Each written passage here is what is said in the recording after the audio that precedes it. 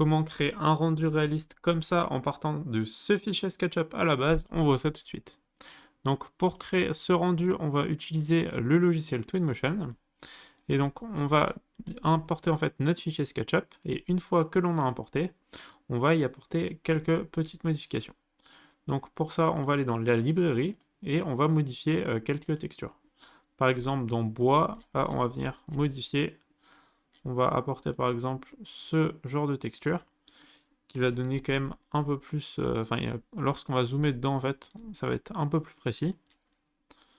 Donc, tac, on apporte cette texture. Une texture qui fait énormément la différence aussi, c'est dans vert, on va apporter du coup la texture de miroir.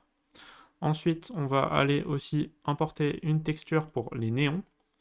Tac, juste là. On peut aussi importer la texture pour le robinet. Donc là, on va aller chercher dans les matériaux. Donc on va aller dans métal. Tac, aluminium brossé. Et donc lorsque l'on active le Path Tracer, du coup qui permet d'avoir des rendus réalistes sur SketchUp, sur Twinmotion, pardon, et voilà, d'un coup, ça va complètement transformer notre modélisation, et on voit qu'on a quelque chose de beaucoup plus réaliste.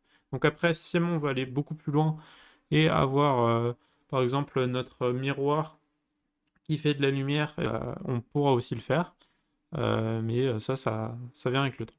Donc si vous voulez d'autres vidéos du genre pour voir comment faire des rendus réalistes à partir de fichiers SketchUp, n'hésitez pas à vous abonner, et on se retrouve pour d'autres vidéos.